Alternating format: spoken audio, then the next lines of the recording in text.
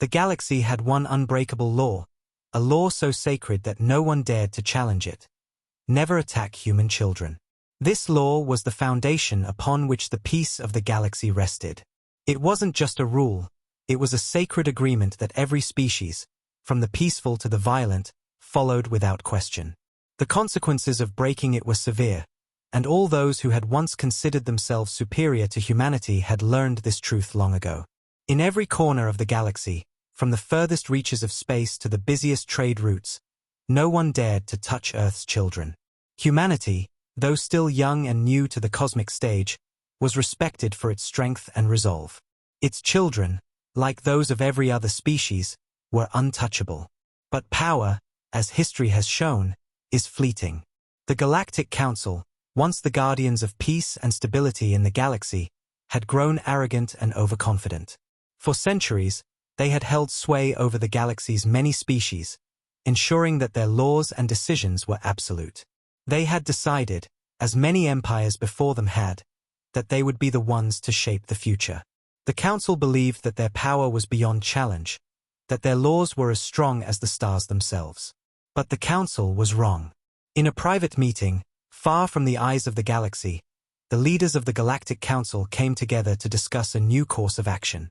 There was a growing fear among the Council's ranks that humanity was becoming too strong, too influential, too unpredictable. They had seen the rise of Earth's power, its people banding together to fight off the dangers that had once threatened their world.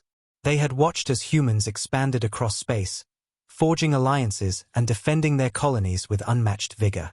The humans had become a force in the galaxy, and many in the Council believed this could not continue. For the first time in centuries, the Galactic Council felt threatened by a species they had once regarded as insignificant. They feared the rise of humanity, the power that flowed through Earth's veins. And so, in their arrogance, they made a decision. They decided that Earth's children, the symbol of humanity's strength, must be taken. They would capture humanity's most innocent, its most vulnerable, to send a message to the galaxy. We are in control, and no one, not even humanity, is beyond our reach. The message was clear. Any species that thought itself untouchable would now face the consequences of crossing the Galactic Council. The Council didn't see the mistake they were making. They believed that this act would not only crush humanity's spirit but also show the galaxy that no one was safe from their power. What they didn't know was that they were about to make a mistake that would shake the very foundations of the galaxy. The attack on Earth's children would not go unanswered. It would not be a blow that humanity could simply shrug off. It began as a calculated, well-coordinated strike. The Council's fleets, powerful and vast, descended upon Earth's peaceful colonies. No one on Earth had expected it. The attack was swift, brutal, and cold-hearted. The children of Earth, unaware of the danger, were taken from their homes. The Galactic Council, in their arrogance, believed this would be a small matter, a brief show of force. But they were wrong. In a small village on the outskirts of Earth's outer colonies, a young girl named Maya woke up to the sound of explosions. Her home shook, and the lights flickered. She could hear the distant sound of sirens. She had no idea what was happening, but she knew something was wrong. Her parents rushed into her room, their faces filled with fear. "Maya, stay close," her father said, his voice trembling. "We need to go. Now." As her family ran, they could hear the sounds of ships overhead, the roar of engines shaking the air. The Galactic Council's forces had come. They had come to take the children of Earth. Maya's family wasn't the only one affected. Across Earth's colonies, children were being captured, their lives disrupted in an instant. The Galactic Council believed that these actions would break the spirit of humanity. They believed that by taking the most precious thing to humanity, their children, they could make the humans bend to their will. But they had miscalculated. They had underestimated the fierce, unbreakable bond that humans shared with their young. As word spread across Earth, an anger began to rise. The Council had broken the first law, a law that was not just a rule, but a bond of trust that had kept the galaxy at peace for generations. And now, the galaxy would feel the consequences of their mistake. The response was swift. The humans, enraged and united in their cause, began to organize. The leaders of Earth's military, once separated by distance and time, came together. They called upon the galaxy's greatest warriors and strategists. The hunt for the children had begun, but the hunt for those who dared to break the first law would be far more dangerous. The Council had made a fatal error, one that would lead to its downfall. As Earth's forces mobilized, the message was clear: you do not harm our children. Earth's retaliation was not out of anger alone, it was out of necessity. The humans were not just defending their children. They were defending their honor, their laws, and their place in the galaxy. It was no longer just about a simple attack. It was about showing the galaxy that humanity was not to be underestimated. As Earth's fleet moved into position, the Galactic Council's members watched with growing unease. They had expected humanity to fight back, but they had never imagined this level of unity, of resolve. They had not anticipated the fierceness of the human spirit. And they soon learned that when you break the first law, you wake up something much greater than what you can control. Earth's fleet, now fully mobilized and united in purpose, launched a series of strikes against the Council's key assets. The battle had begun. The Galactic Council had thought themselves untouchable, but humanity had proven time and time again that it would not be cowed. As ships clashed in space and the sounds of battle filled the galaxy, it became clear that the Council's mistake was one they could never take back. Earth's warriors fought for their children, for their homes, for their future. And the consequences for breaking the first law were only just beginning to unfold. The Galactic Council had no idea what they had started, but they would soon learn the price of underestimating humanity. The galaxy would tremble in the wake of Earth's retaliation. And the first law would never be broken again. The Galactic Council, in its arrogance, had underestimated humanity. Their plan, simple and direct, was to send a powerful message by attacking the heart of Earth itself. The children of Earth, the most innocent and pure, had been chosen as the symbol of humanity's weakness, an attack that the Council believed would break the will of the human race. But the Council could not have been more wrong. The moment they launched their assault, they awakened something in humanity that was more terrifying than any weapon they could deploy. It began with the sky above Earth. Ships the size of cities descended from the stars, blotting out the sun. Massive fleets, led by the Council's most powerful warships, appeared in the sky, their weapons primed and ready. The atmosphere shook as bombs dropped from these ships, and the peaceful Earth colonies, once untouched by such violence, were now under attack. But the worst was yet to come. They targeted the schools, the orphanages, and the homes where Earth's children lived, their screams ringing out in terror as they were taken from their families. They were the first to be captured, held hostage by the Council's merciless soldiers. The Galactic Council believed they could break humanity's spirit by taking its children. What they didn't realize was that this attack would spark a fire that would consume them all. The streets of Earth's cities were filled with chaos. People ran for shelter, and the air was filled with the sounds of sirens, explosions, and the roar of alien warships. The once peaceful planet was now a battlefield.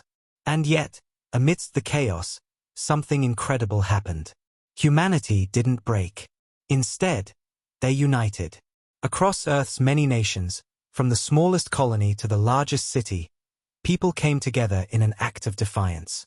Earth's military, which had once been divided by borders and politics, now stood united. The planet's leaders, once caught up in their own struggles for power, now put aside their differences. They knew that they could not allow this act of aggression to go unanswered. Earth was no longer a planet to be underestimated. The world's military leaders activated the global defense systems. Satellites that had once been used for communication and observation were now repurposed into weapons. Earth's soldiers, trained for this moment, armed themselves and set out to protect their children and their future. As the military scrambled to defend their people, an unexpected message came through. It was from the Galactic Council. The transmission was filled with cold arrogance, as though the Council believed that they had already won. Humans, the voice of the Council's leader boomed across the broadcast, "Your children are ours. There is nothing you can do to stop us. Your time is over. Your species is no longer relevant." The Council's leaders thought this would break humanity's resolve, but it had the opposite effect. The people of Earth didn't cower in fear. Instead, their anger grew, their resolve hardened. They had been underestimated for the last time. As Earth's fleet rallied together, a deep, collective fury began to rise. The people of Earth were not just fighting for their children. They were fighting for their place in the galaxy. The human spirit had been tested time and time again, and each time, it had come out stronger. Now, the humans would show the galaxy that they would not bow to anyone. As the first wave of retaliation began, Earth's forces launched their own strikes against the Council's fleet. The human military was smaller, their technology less advanced than that of the Galactic Council, but they had something that the Council had overlooked: the will to fight, to survive, and to protect what was theirs. Earth's forces hit hard and fast, catching the Council off guard. Their ships, once seen as invincible, were crippled in the first wave of attacks. Human soldiers, fueled by a burning desire to protect their families, fought with a fury that no alien had ever seen. They took down warships with precision strikes, tore through enemy defenses with coordinated assaults, and pushed back against the overwhelming odds. The fight was brutal, and the humans fought not just for survival but for their very future. It wasn't just the military that rose to the occasion. The entire planet mobilized. Earth's civilians joined the fight. Scientists worked to develop new weapons, engineers repaired damaged warships, and civilians who had never held a weapon before volunteered to fight for their children's future. The attack on Earth's children had been the spark, but now, it was the catalyst for a revolution.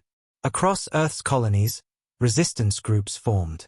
They attacked Council supply lines, sabotaged their ships, and disrupted communications. The fight was spreading, and the Council's forces were losing ground. The Galactic Council, shocked by the human resistance, scrambled to reorganize, but their once united front was now fractured. Leaders of the Council, who had once been so confident in their victory, began to turn on each other. The High Command that had once been a well-oiled machine was now filled with doubt and fear. The Council had made one critical error: they had underestimated humanity's resilience. While their forces struggled to maintain control over the planet, Earth's leaders began to plan their next move. It wasn't just about winning battles anymore. It was about proving to the galaxy that humanity would not back down. The Galactic Council had tried to break the first law, and now they would learn the cost of such a mistake. As Earth's military and civilian forces began to push the Council's fleet back, a message came from Earth's most powerful leader: "We will not stop until our children are returned. We will fight until every last one of you who dares to attack us is brought to justice.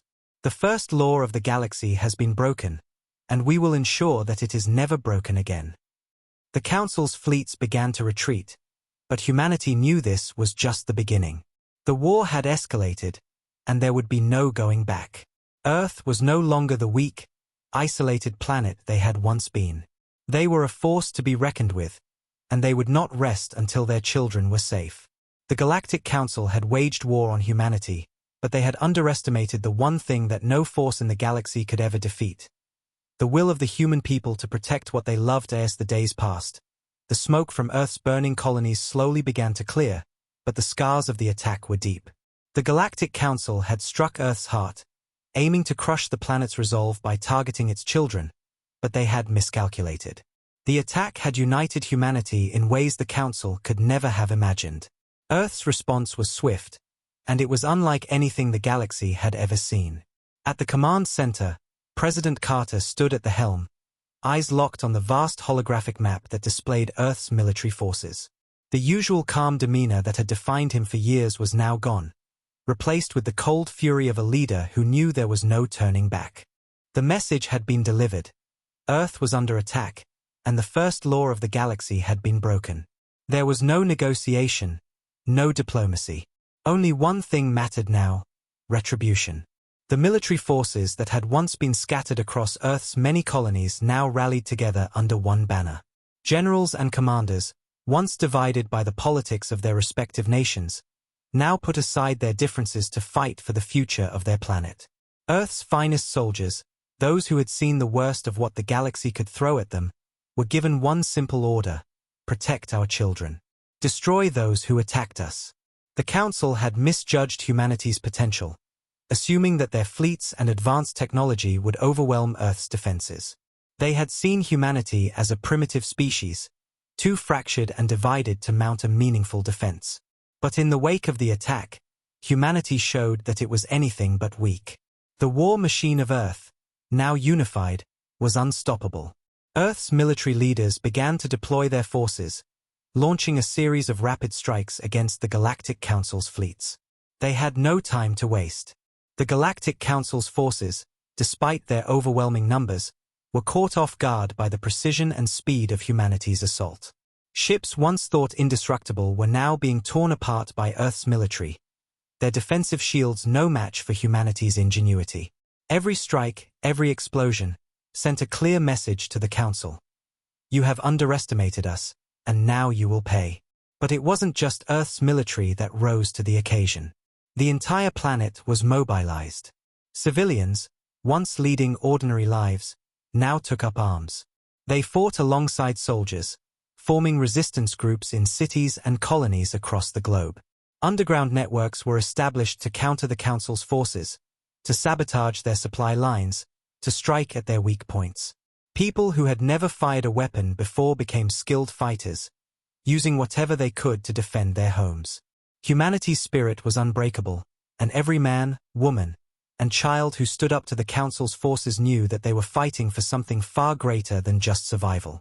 They were fighting to protect their future, their children, and the very essence of their species. As the human resistance grew, so did their success. The Galactic Council's fleets, once thought to be invincible, were steadily pushed back. Earth's military forces, aided by the growing number of civilian fighters, fought tooth and nail to reclaim what had been taken. And with every victory, the Council's resolve weakened. The attacks on Earth's colonies had been brutal, but the consequences were far greater than the Council had ever imagined. Earth's people, once fragmented and isolated, were now united in a way they had never been before. The galaxy's greatest military force, the one that had ruled with an iron fist for centuries, was now on the defensive, and humanity was the one calling the shots. The pressure was mounting on the Council.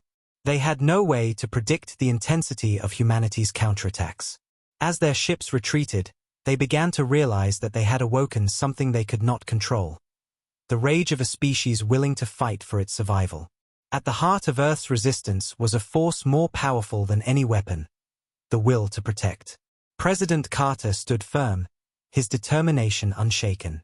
The Galactic Council, in their arrogance, had believed that humanity would crumble, that their families would fall to their knees in despair. Instead, Earth had proven that they were not just survivors, they were fighters. And now, the galaxy was beginning to see the true potential of humanity. The Council, desperate to regain control, ordered their remaining forces to launch a final, all-out offensive. They threw everything they had at Earth's defenses, hoping to crush the human resistance once and for all. But Earth was ready. The battle that followed was the fiercest humanity had ever fought. Ships clashed in the sky, bombs fell, and the roar of war was heard across the globe. But Earth's forces were no longer just defending their children. They were defending their place in the galaxy. The Galactic Council had thought their power was unchallenged, that no force could rise against them. But they had underestimated humanity's resolve. With every battle they fought, Earth's military forces grew stronger. The Council's fleets, once the pride of the galaxy, were being decimated. Every victory brought Earth closer to reclaiming their future, closer to defeating the Council once and for all. The human resistance had become a beacon of hope, not just for Earth but for all the oppressed species in the galaxy. They had broken free from the chains that the Council had placed on them, and now they were leading a revolution. The war was not just about vengeance. It was about proving to the galaxy that humanity would never again be seen as weak, as insignificant. Earth had fought back, and now the universe would see the true strength of humanity. The Galactic Council had made one fatal mistake. They had broken the first law, and in doing so, had unleashed the fury of a species determined to protect its children at all costs.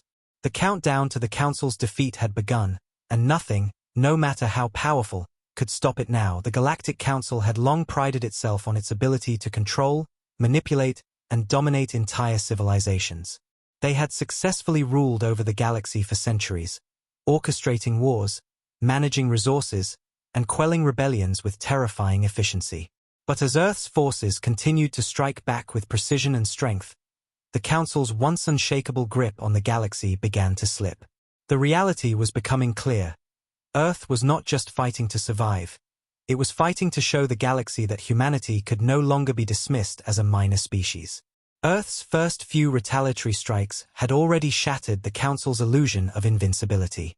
What had begun as a calculated attack on Earth's children was quickly becoming the Council's greatest blunder. Instead of crushing humanity's spirit, they had awakened it. Now, humanity was united and more determined than ever, fighting not only to protect their children but to reclaim their place in the galaxy. As Earth's warships continued to cripple the Council's military presence, panic spread among the Council's leadership. The once mighty fleets that had once instilled fear across the galaxy were now nothing more than targets for humanity's improved weapons and battle tactics. And with every victory, humanity's reputation grew. The galaxy was watching as Earth, once dismissed as insignificant, became the new force to reckon with. Inside the Council's war room, the leaders gathered in secret. The atmosphere was thick with tension. They had not expected humanity to respond so aggressively, so quickly. Their arrogance had blinded them to the fact that the humans, when pushed, could be as dangerous as any species they had ever encountered.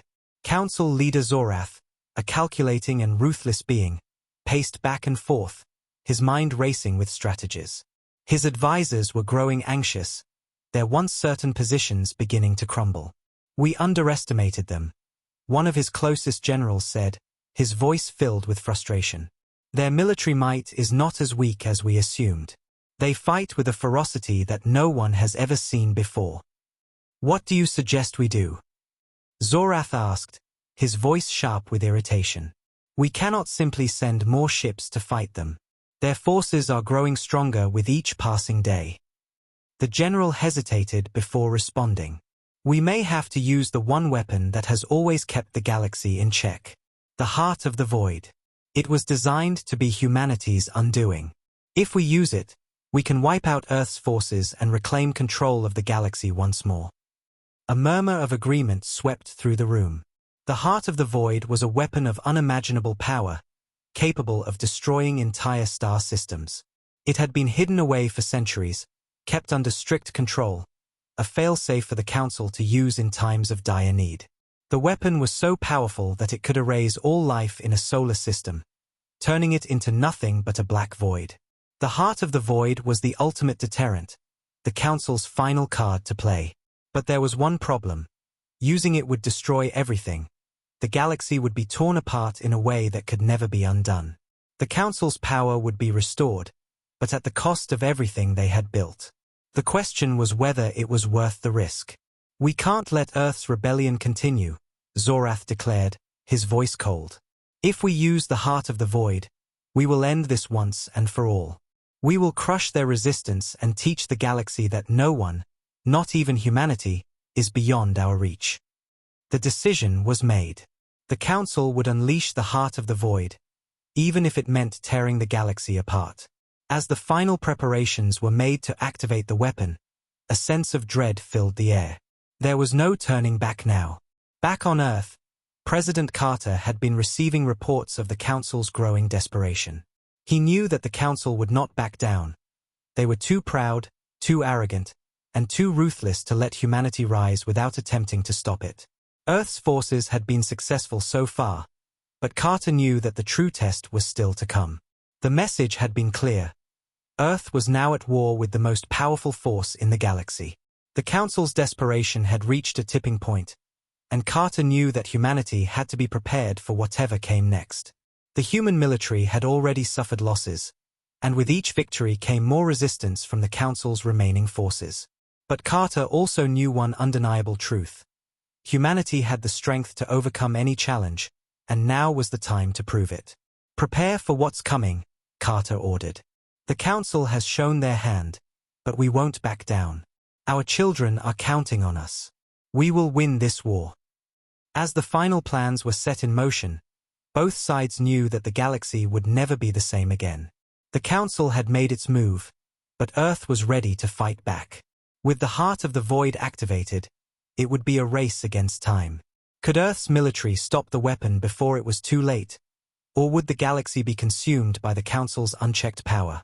Earth had only one option: to fight back with everything they had, to protect their children, and to stop the Council from destroying everything they had worked for.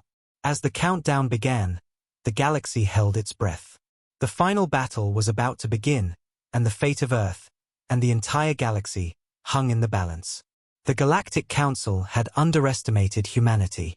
They had believed that the first law of the galaxy would hold, but now, in their blind pursuit of power, they had broken it. And for that, they would pay the price. The war had escalated, and humanity was no longer fighting for survival alone. It was no longer just a defensive struggle. It was a full-on battle for their place in the galaxy. The Galactic Council had made its move by breaking the first rule of the galaxy, attacking Earth's children, but humanity's response had been swift, precise, and fierce. Earth's warriors, its military, and its civilians had united with a singular purpose: to protect their home and their future. But despite the initial successes, the Council still had one last weapon, one that could not be stopped by conventional means. The Heart of the Void, a weapon capable of erasing entire star systems, was humanity's ultimate challenge. The Council, desperate and cornered, was prepared to use it. And so, as Earth's forces continued to fight on the front lines, President Carter knew that there was only one person who could lead the final assault. A person who was more than just a soldier, more than just a man. It was Isaac. Isaac had been created for this purpose. He was the culmination of years of human ingenuity, a weapon designed not just to fight, but to win. Enhanced with cutting-edge technology and human resolve, Isaac was humanity's secret weapon, one that could change the course of the war. He was humanity's answer to the Council's superior fleets and vast armies. But Isaac wasn't just a machine built for war. He was a soldier with a purpose, driven by a desire to protect what was his. Humanity's children, his brothers and sisters, had been taken, and he would stop at nothing to bring them home. Isaac had been quiet during the early battles, working in the shadows, waiting for the right moment. But now, that moment had arrived. As the Council's fleets launched their final attack, Isaac was activated. His enhanced senses immediately detected the intensity of the threat. The Heart of the Void was operational, and the countdown to its activation had begun. Isaac knew what he had to do. His mission was simple: infiltrate the heart of the Council's fortress, destroy the Heart of the Void, and end this war once and for all. There was no room for failure. As Isaac prepared for the mission, he thought of the children who had been taken, their faces, their voices, the hope in their eyes. They were the future of humanity, and he would not allow them to become casualties in a war they didn't start. His mission wasn't just about stopping the Heart of the Void, it was about saving his people. As Isaac's team launched their assault on the Council's stronghold, they faced an overwhelming response from the Council's forces. The defenders of the Heart of the Void were ruthless, well-trained, and willing to do whatever it took to protect their weapon. But Isaac and his team were prepared. They had trained for this moment for years, and they would not falter. The battlefield became a blur of explosions, gunfire, and the heavy thud of boots on the ground as the team pushed forward, cutting through the enemy ranks. Isaac moved with precision, each step calculated, each strike delivered with unrelenting force. His enhancements allowed him to move faster, think quicker, and anticipate his enemies' moves before they could even react. The Council's loyal soldiers fought fiercely, but they were no match for Isaac's might. He was unstoppable, a force of nature that moved through the battlefield like a storm. As Isaac advanced deeper into the heart of the fortress, he encountered more obstacles, more traps, more enemies, but he kept pushing forward. Time was running out. He knew that the countdown to the activation of the Heart of the Void was nearing its end. Every second that passed brought humanity closer to annihilation. Isaac reached the central chamber, the room where the Heart of the Void was housed. It was a massive, cold, metallic structure, pulsating with dark energy, its power radiating throughout the chamber. The device was unlike anything Isaac had ever seen. Its sheer magnitude was overwhelming. But Isaac knew there was no time to hesitate. The fate of the galaxy rested on his shoulders. As he approached the weapon, he heard a voice in his earpiece. It was President Carter. "Isaac, do you copy?" Carter's voice was calm, but Isaac could hear the underlying tension. "The heart of the void is ready to activate. You need to stop it now. If it fires, we lose everything." Isaac didn't reply. He didn't need to. He knew what he had to do. As he reached the core of the weapon, he could feel the energy building inside it. The countdown had begun. It was now or never. Isaac activated the device that would disable the weapon, but the moment he did, an explosion rocked the chamber. The room shook violently, and Isaac was thrown to the ground. The council had anticipated his move. They had set traps, and Isaac had walked straight into one. As smoke filled the chamber and debris rained down around him, Isaac struggled to his feet. His enhanced senses were still intact. He could feel the weapon's power increasing, its countdown nearing its end. But Isaac had no time to dwell on the blast. He had to finish the mission. Through the smoke, he saw the core of the heart of the void. It was pulsing, the energy inside it becoming more volatile by the second. Isaac knew that if he didn't act quickly, it would be too late. He moved toward the core, dodging more enemy fire, and planted the final charge that would disable the weapon. The countdown reached its last second. Isaac activated the device. The heart of the void began to spark, its core imploding in on itself.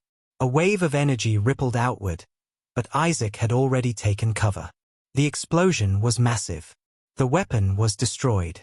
The chamber collapsed, and the fortress began to crumble. Isaac, battered and bruised, emerged from the wreckage. The heart of the void had been stopped, and the galaxy had been saved. As Isaac made his way back to the extraction point, he felt a deep sense of relief wash over him. The mission had been successful, but the cost had been high. The war wasn't over, but humanity had struck a decisive blow. Isaac had fulfilled his mission. He had saved Earth's children, and in doing so, he had ensured that humanity would never again be underestimated. He had become the symbol of humanity's strength, and the galaxy would never forget his name. Isaac, the human weapon, had fulfilled his purpose, but the fight was far from over. As Earth began to rebuild, Isaac knew that this was just the beginning of humanity's rise. The galaxy had been warned, and humanity had shown that it would fight, no matter the odds, to protect its own. The galaxy had never seen anything like it. The once imposing Galactic Council, a force that had controlled and shaped the destiny of countless species, was now on the brink of collapse. Humanity, a species that had been underestimated and pushed aside for so long, had turned the tables. The Council, in their arrogance, had broken the first rule of the galaxy by attacking Earth's children. They believed that by capturing humanity's most vulnerable, they would break their spirit, but instead, they had awakened a power far greater than they could have imagined. Earth had responded with a fury that shook the very foundations of the galaxy. But the Council, despite their losses, were not ready to give up. They had one last card to play, the heart of the void. The weapon, capable of erasing entire star systems with a single pulse, was the Council's final hope. But they knew the price of using it. The power of the heart of the void was immense, and the consequences of its use could destroy everything, including the Council's own power.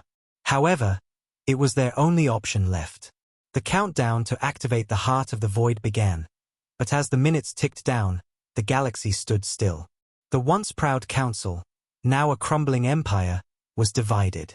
The leaders of the Council's factions had begun to turn on one another, each one fearing that their fate was sealed. The failure to defeat humanity, to control Earth, had exposed their vulnerability. Their arrogance had cost them everything. The galaxy's once stable order was crumbling, and the Council knew it. But there was still a chance to restore their dominance. The heart of the void was the only way to ensure their reign would continue. As the countdown clock on the weapon ticked closer to zero, the leaders of the remaining Council factions knew that this was their last chance. They had one shot to erase humanity, one shot to stop the rising threat before it could become something unstoppable. And as the clock continued to count down, They had no choice but to prepare for the final strike. The galaxy watched in anticipation as humanity's forces continued to fight back, pushing the Council's fleets to the edge of defeat. Earth's soldiers had become a symbol of resistance, a beacon of hope for the oppressed species of the galaxy. No one had expected humanity to rise up so fiercely, to fight with such unity and strength. But the galaxy's leaders now realized that humanity had become something more than just a species.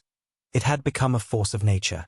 As Earth's forces closed in on the Council's homeworld, President Carter knew the stakes had never been higher. The Council's last hope was the heart of the void. If it fired, everything Earth had worked for, everything they had fought to protect, would be erased. The Council's weapon could annihilate Earth, its colonies, and the entire galaxy. The decision was simple. They had to stop it at all costs. With humanity's fleet closing in, Carter made a decision. The heart of the void must be destroyed. But there was no time for hesitation. The weapon was being guarded by the fiercest loyalists, those who had sworn allegiance to the Council. These were the Council's most elite forces, trained to protect their greatest asset. But humanity had something the Council had never understood: determination. Carter's orders were clear: strike fast, strike hard. The mission was impossible, but humanity had already defied the odds. It had fought back against the most powerful force in the galaxy, and now, it was time to finish what they had started. As the final battle unfolded, Earth's forces pushed through the Council's defenses, determined to reach the heart of the void before it could fire. The battlefield was chaos, ships clashed, explosions filled the air, and the very fabric of space seemed to tremble with the weight of the conflict. Isaac, the human weapon who had led humanity's charge, was at the forefront. His mission was clear: infiltrate the Council's stronghold, disable the heart of the void, and stop the countdown. But the closer Isaac got to the weapon, the more intense the resistance became. The Council's loyalists fought with everything they had, knowing that if the heart was destroyed, their last hope would be gone. Isaac's team fought alongside him, cutting through the enemy ranks with ruthless efficiency. There was no room for failure. As Isaac made his way toward the central control room where the heart of the void was housed, he could feel the weight of the mission on his shoulders. The fate of the galaxy rested on him, and he would not let humanity fall. But just as they neared the control room, a massive explosion shook the facility. The Council had set traps, and Isaac had walked straight into one. The blast threw him off balance, sending him crashing to the ground. His enhanced senses were still intact, but the shockwave had caused a temporary blackout. He could hear the sounds of enemy forces closing in, and for a moment, it seemed as if the mission had failed. But Isaac wasn't one to give up. He pushed himself to his feet, scanning the room for the source of the explosion. The countdown was still running. He had moments, maybe minutes, before the heart of the void activated. With a surge of energy, Isaac launched himself toward the control room. The heart was near. The countdown had reached its final seconds. The galaxy's fate hung by a thread. Isaac knew that if he didn't act now, it would be too late. He reached the control panel, but the doors to the chamber slammed shut, locking him out. The countdown continued. Without hesitation, Isaac activated his override codes, bypassing the security systems and forcing the doors open. Inside, the heart of the void pulsed with dangerous energy, its core crackling with the power to destroy everything. Isaac moved quickly, planting explosives around the weapon's core. The heart was destabilizing, but it was still alive. It was only a matter of time before it fired. The final seconds ticked down. Isaac could feel the pressure building. The moment he had been waiting for had arrived. The fate of the galaxy was in his hands. With a final, decisive move, Isaac activated the detonation sequence. The heart of the void exploded in a brilliant flash of light, sending shockwaves throughout the galaxy. The weapon was destroyed. The countdown had ended. The galaxy had been saved. As Isaac and his team made their escape, the chaos of battle began to die down. The Council's final weapon had been neutralized, and their reign of terror had ended. Earth had won. Humanity had emerged victorious, and the galaxy would never be the same again. But Isaac knew that the war wasn't truly over. There would always be those who sought to challenge Earth's place in the galaxy. But for now, humanity had proven something undeniable. When pushed to the brink, Earth would fight back. The galaxy had learned the hard way that the first law of the galaxy was not just a rule, it was the truth. And humanity would never let anyone forget it. The war was far from over, but humanity had made significant progress in reclaiming what was rightfully theirs. The Galactic Council, broken and battered, was retreating from Earth's fierce retaliation, but the galaxy was not yet safe. Humanity's victory had come at a great cost, but the price was worth it. At least, that's what President Carter hoped. The heart of the void had been destroyed, but the remnants of the Council were still a threat. They were scattered across the galaxy, and the darkness they had sown was far from extinguished. But Earth was not alone. As the galaxy watched, humanity's forces surged forward, taking control of key systems, liberating colonies, and solidifying their dominance. New alliances were formed, and other oppressed species began to rally behind Earth. The tide had turned, and Earth was now the galaxy's shining beacon of resistance. The once overconfident Council had been shattered, but their legacy still lingered. Beneath the surface of the war's success, a far darker threat was quietly brewing. A betrayal, one that had been planted long before Earth had begun its fight for survival, was about to reveal itself. While humanity's military and leaders celebrated their hard-won victories, a new, insidious force began to rise from within their own ranks. It started with small, unnoticeable shifts, communications going astray, tactical plans being delayed, and key operations not going as smoothly as they should have. At first, President Carter and his commanders dismissed these issues as the consequences of war. But as more incidents occurred, it became clear that something far more dangerous was at play. Someone within humanity's own forces was working against them. The first sign of the betrayal came when one of Earth's top military strategists, General Marcus, was found dead under suspicious circumstances. The official report suggested it was a random accident, an explosion during a training exercise, but the evidence didn't add up. General Marcus had been one of the most trusted commanders in the war, and his sudden death felt more like a deliberate act than an accident. Then came more signs, subtle at first, but unmistakable. A fleet of Earth's warships had been ambushed by what appeared to be a coordinated attack from the Galactic Council's remaining loyalists. But the intelligence leading to the ambush had come from inside Earth's military. Someone had leaked their movements, and the attack had been planned with surgical precision. The casualties were devastating, and Earth's military command was shaken to its core. The betrayal was no longer just a theory, it was a reality.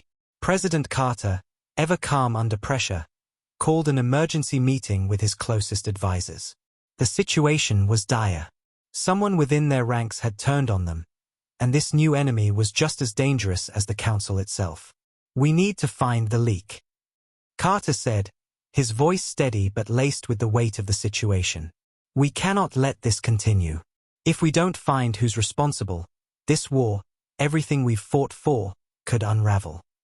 The search for the traitor began immediately. It wasn't just about finding the mole. It was about saving the future of humanity. The investigation was long and methodical, but as the pieces of the puzzle slowly started to fit together, one name kept cropping up: Captain Elias Drayton.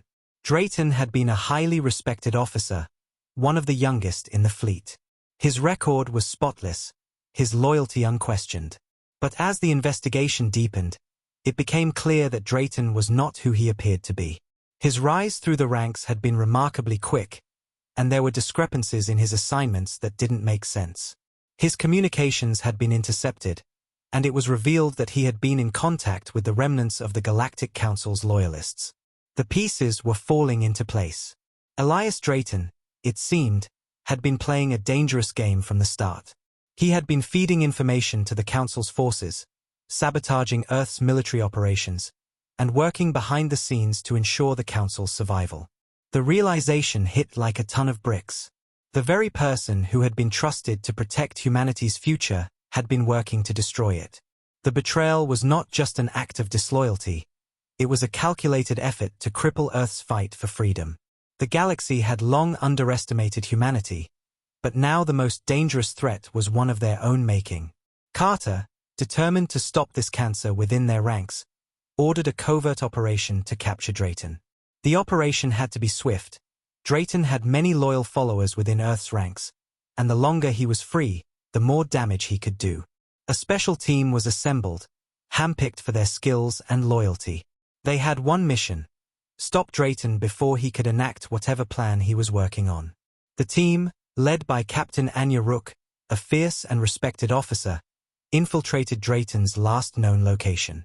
The operation was precise, swift, and deadly. As they approached his compound, Rook's team encountered heavy resistance. Drayton had gathered his loyalists, soldiers who believed in his cause, and they fought with everything they had. It was clear that Drayton had prepared for this day. He knew that his betrayal would eventually come to light, and he had built a small army to fight back. The battle was brutal, but Rook's team pushed forward. The tension was thick as they closed in on Drayton's hideout. Every corner, every step felt like a trap. Finally, after what felt like an eternity, they found him. Elias Drayton stood alone in a darkened room, the flicker of dim lights casting shadows over his face. He didn't fight.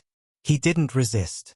Instead, he simply smiled, as if he had been expecting them. "You were always too late," Drayton said coldly, his voice dripping with contempt. "The council's not gone. They've just been hiding, waiting. You think humanity can take control? You're nothing but pawns." His eyes glinted with madness, but there was no denying the truth in his words. Drayton's plan had been more than just sabotage. It had been about making sure humanity never truly gained control. The council's loyalists were still alive, and they were planning their next move. The galaxy's future was still in jeopardy, and now, more than ever, Earth's leaders had to act fast. With Drayton captured, Earth's forces could finally begin to regroup, but the battle was far from over. The true enemy was still out there. The Galactic Council might have been defeated, but their influence had not been erased. The galaxy was still in turmoil, and humanity's victory was far from guaranteed. But one thing was certain: the betrayal from within had taught humanity a valuable lesson. Trust could be as fragile as the very world they fought to protect. The question now was whether humanity could overcome its internal enemies as effectively as it had confronted the Council. Only time would tell. The war had reached its apex. The galaxy stood on the brink of either total destruction or unprecedented peace. Humanity had already defied the odds. They had fought back against the might of the Galactic Council, crushed their fleets, and destroyed their ultimate weapon, the Heart of the Void. Yet, the battle was far from over. The remnants of the Council's loyalists, scattered and broken, still had one last card to play. Earth had proven that it was no longer the underdog, but its victory was not complete. The Council had lost its foothold, but the galaxy was far from stable. A new, even more dangerous force had emerged from the shadows: the True Council. This faction, made up of the most ruthless and powerful species, had seen humanity's rise and had decided that the galaxy should not be left in the hands of the humans. The True Council was built from the ashes of the old order, led by those who had once sided with the Galactic Council, but now aimed to reclaim what was lost. They were prepared to do whatever it took, to shatter Earth's newfound power and restore the old order by force.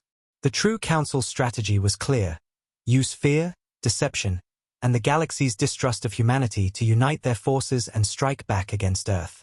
They had the resources, the military might, and a burning desire to see humanity crushed. But the galaxy had not expected Earth's response. Humanity, having already faced the most powerful empire in the universe, was not ready to back down. With President Carter leading the charge, humanity's military forces once again mobilized, determined to end the war for good. But this time, it wasn't just about fighting for survival. It was about proving that Earth would not be an empire's pawn again. The final confrontation began as the True Council's fleet emerged from the shadows, their ships massive and imposing, darker than anything humanity had faced before. The battle lines were drawn.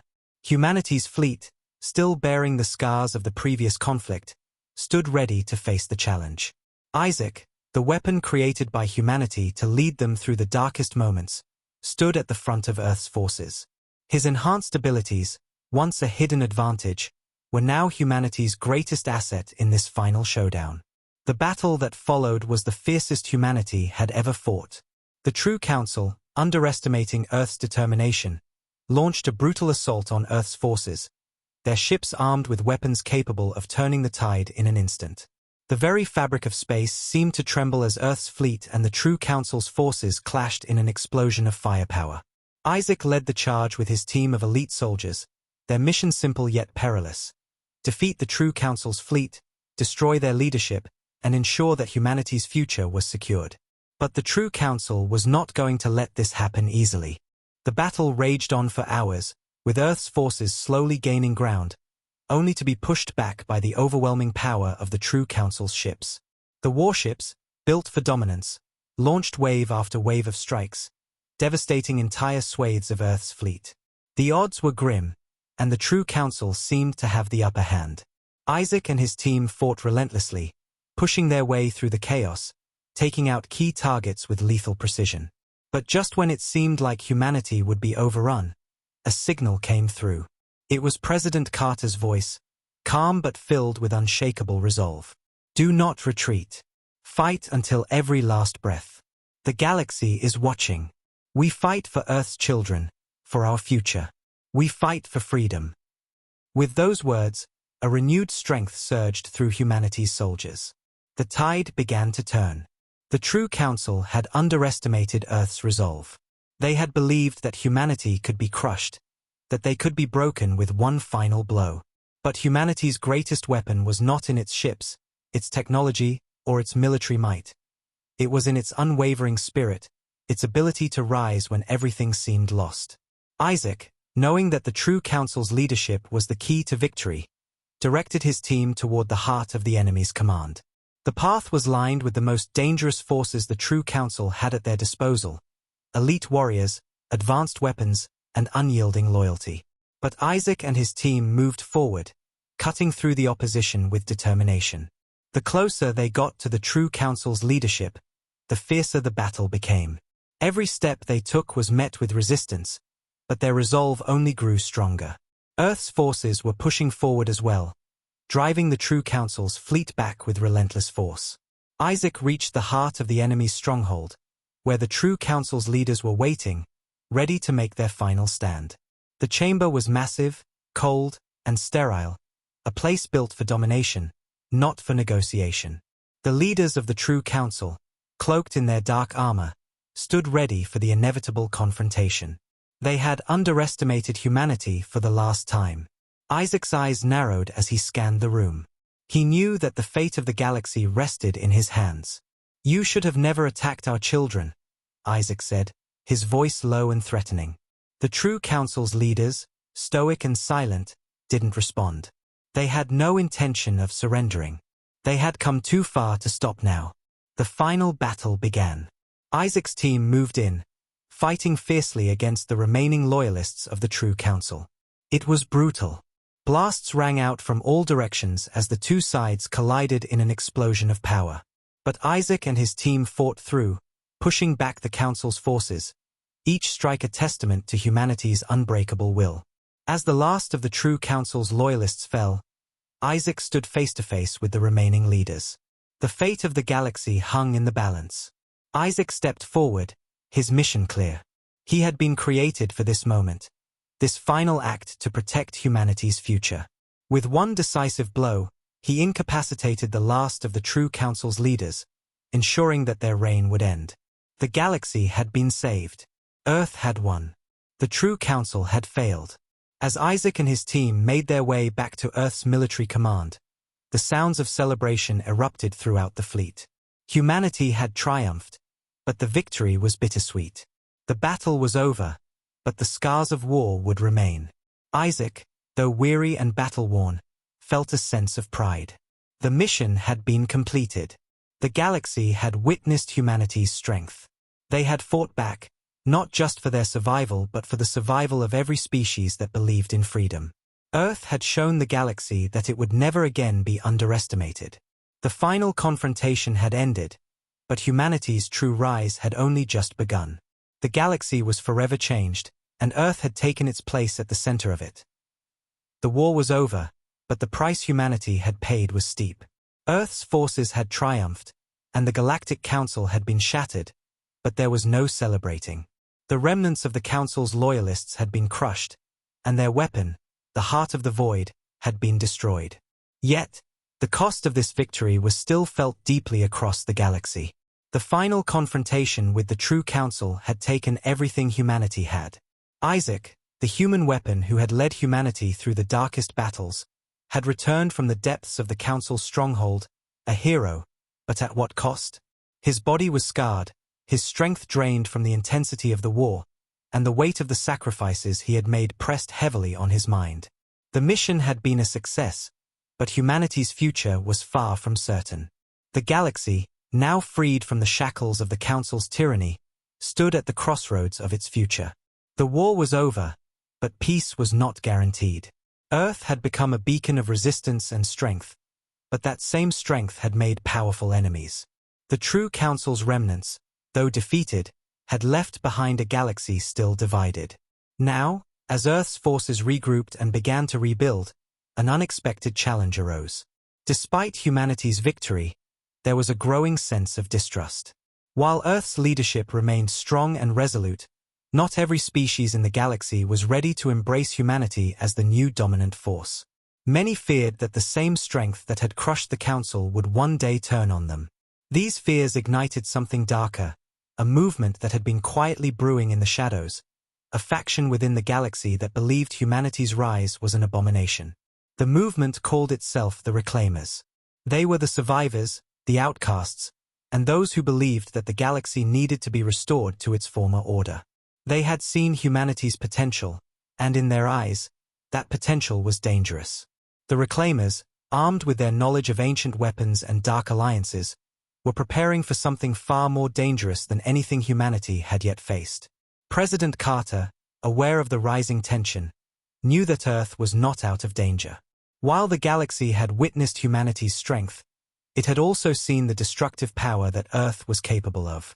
The Reclaimers had rallied behind a charismatic and cunning leader, one who had deep connections within the galaxy's most powerful factions. He was a former high-ranking council member, disillusioned by the fall of the old empire, and now he sought to rebuild the galaxy according to his vision. This new leader, known only as Shadow, was as ruthless as he was calculating. He had gathered loyalists from all corners of the galaxy, individuals who believed that the galaxy needed to be reclaimed from humanity's hands. The stage was set for a new conflict, one that would be fought not just with weapons, but with ideologies. Earth's victory over the Council had come at a steep price, and now humanity's greatest challenge would be in keeping its place in the galaxy. As the Reclaimers began their covert operations, sabotaging Earth's alliances and spreading dissent among the newly formed Galactic Council, President Carter and Isaac knew they had no choice but to act quickly.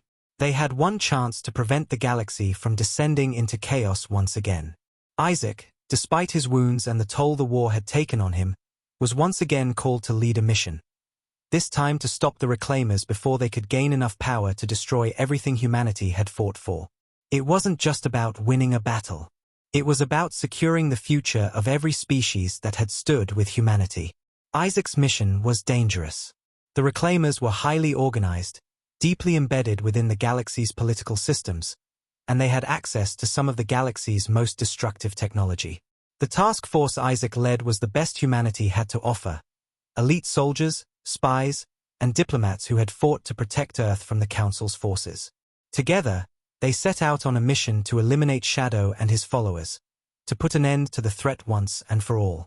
But the deeper they ventured into Reclaimer-controlled territory, the more Isaac realized that this wasn't just a battle of military might. It was a battle for humanity's soul. The Reclaimers' leader, Shadow, was not just a warlord. He was a master manipulator, using fear, propaganda, and promises of a restored galaxy to turn the galaxy's most powerful factions against each other. He had created a new order, one in which the galaxy would be ruled by the strongest, and humanity would be destroyed. Isaac's team fought through Reclaimer-controlled worlds, each one more difficult to liberate than the last. The Reclaimers were not just soldiers. They were zealots, willing to die for their cause. The deeper Isaac and his team went, the more they understood that the Reclaimers were not only after humanity's dominance, they were after its identity. They wanted to strip humanity of everything that made it unique, to turn it into just another cog in the galaxy's machine. As Isaac's team reached Shadow's stronghold, they discovered that the Reclaimers' final weapon was not a physical one. It was something far more insidious. Shadow had developed a technology that could strip entire worlds of their will to fight. It was a psychological weapon, designed to break the spirit of any species that resisted the Reclaimers' rule. The weapon was powered by a rare element found only on Earth's colonies. Humanity's final battle would not be fought with guns and ships. It would be fought in the minds of every individual who believed in freedom. With time running out, Isaac and his team infiltrated the stronghold, racing against the clock to stop Shadow's weapon before it could be activated. But Shadow had anticipated their arrival. As they breached the stronghold's defenses, they encountered resistance like never before. The Reclaimers fought with fanatical zeal, determined to stop Isaac at any cost.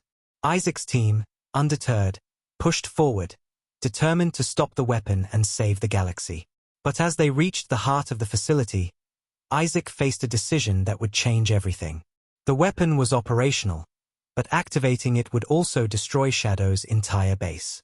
Isaac had one chance to stop it, but doing so would mean sacrificing himself and his team. With the future of the galaxy in the balance, Isaac made the ultimate decision. He activated the weapon's shutdown sequence, and as the facility erupted in flames, he led his team to safety. But the price was high. Isaac's body, already worn from the previous battles, couldn't withstand the blast. As he collapsed, he knew he had saved the galaxy, again. The Reclaimers had been defeated. The galaxy would remember Isaac's sacrifice for generations to come. President Carter, now back in control, looked upon Earth with pride. Humanity had faced countless trials, but it had never faltered. The rise of Earth was no longer just a story. It was a legacy that would echo through the stars. But even as humanity began to rebuild, there was a deep understanding that the galaxy's future was still uncertain. The Reclaimers had been defeated, but other forces, other challenges, awaited humanity in the dark corners of space. The galaxy was vast, and while humanity had secured its place at the center of it, there would always be new battles to fight, new enemies to face. But Earth had proven its worth, and the galaxy would never be the same again. The dust had barely settled from the final battle, but Earth's victory was undeniable. The galaxy was still recovering from the shock of humanity's rise, its power, and the unrelenting force that had brought down the Galactic Council. The once untouchable empire had crumbled, and in its place stood humanity, blooded but unbowed. As Earth's forces reorganized and the Council's remnants scattered, the question that remained was simple. What now? The galaxy had witnessed Earth's resilience, its ability to rise when all seemed lost, but there was no clear path forward. Humanity had taken down the most powerful empire the universe had ever known, but now they had to learn how to lead. Earth had become the centerpiece of the galaxy, the shining symbol of resistance and strength. President Carter stood at the helm, watching the stars through the massive viewport of Earth's flagship. The weight of responsibility pressed down on him, and for the first time, he wondered if humanity was truly ready for what lay ahead. They had defeated the Galactic Council, but the galaxy was vast. New threats, new challenges, would surely arise. And humanity would have to face them, whether it was prepared or not. As Carter turned from the viewport, he saw the faces of his closest advisors. They had come through the battle together, had seen the devastation and the cost of their victories. But now, they were tasked with something far greater, creating a new future. The galaxy's future. It was not enough to just defeat the old order. They had to build a new one. One that was just, one that would keep the peace, and one that would prove humanity's place among the stars. Earth was now at the center of the galaxy, but that also meant that every other species in the galaxy would look to them for guidance. They would no longer be the underdog. The question was, could they maintain their humanity while holding such immense power? Humanity's first order of business was rebuilding. The colonies that had been torn apart by the Galactic Council's war machine needed to be rebuilt, and the galaxy needed to see that humanity was not just a conquering force, it was a force for good. Earth's military, now battle-tested and stronger than ever, began the task of restoring order, not just within their own borders but across the galaxy. However, this task was not easy. The galaxy's old powers, those who had once allied with the Council or simply sat in the shadows, were not ready to bow to humanity. Some were hesitant to accept Earth's new leadership, fearing that humanity's rise was the beginning of a new empire, one that might seek to control rather than unite. As the days passed, Earth's leaders worked tirelessly to negotiate with these factions, offering peace, cooperation, and mutual respect. It wasn't about domination, it was about building a new order, one that could avoid the mistakes of the past. President Carter knew that this was no easy task. The war had been won, but the battle for the future had just begun. As the Galactic Council's influence faded, other groups began to rise. Some still clung to the ideals of the old order, unwilling to accept the new reality. These groups began to form alliances of their own, forming the seeds of a new conflict. Earth, now the center of the galaxy, had to navigate this new political landscape carefully. As Carter prepared for his next move, a new voice entered the conversation. Isaac, the human weapon who had led the charge against the Galactic Council, stood before Carter. His body, still scarred from battle, seemed to carry the weight of the galaxy itself.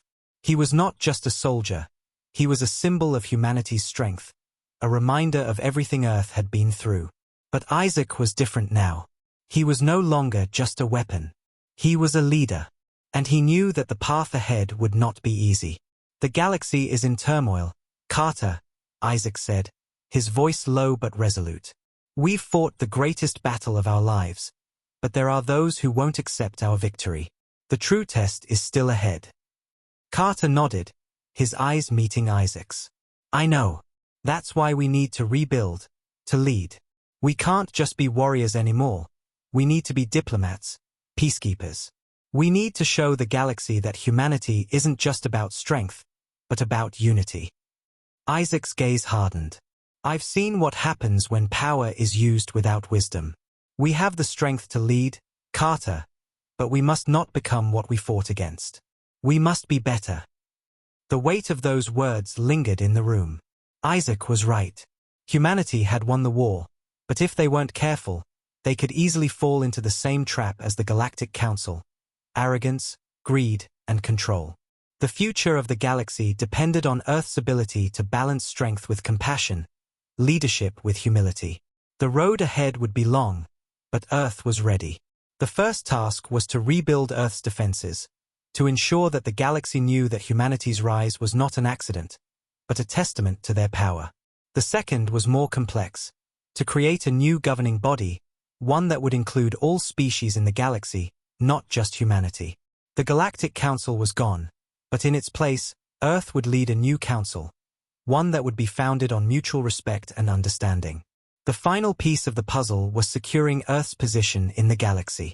Earth had proven its strength, but now it had to prove its commitment to peace. And that meant forging alliances with species who might not fully trust humanity. It would be a delicate dance, one that would require patience, diplomacy, and unwavering resolve. As President Carter stood before the new council, he knew that this was a pivotal moment in history. Humanity had fought, had bled, and had won. But now, they had to prove that their rise wasn't just about defeating their enemies. It was about building something better, something lasting, something that could bring peace to a galaxy torn apart by war. As the first members of the new Galactic Council assembled, Carter took his seat at the table. Isaac, standing by his side, was no longer just a symbol of humanity's victory. He was a leader in his own right. The galaxy had been changed, irrevocably, and now Earth had to prove that it could lead with wisdom, not just strength. The war was over, but the real work had only just begun. The galaxy would never forget the lessons learned from humanity's rise, and Earth would stand at the center of it all, leading, guiding, and building the future. The first chapter had been written. Now, the true story of humanity's legacy was ready to unfold.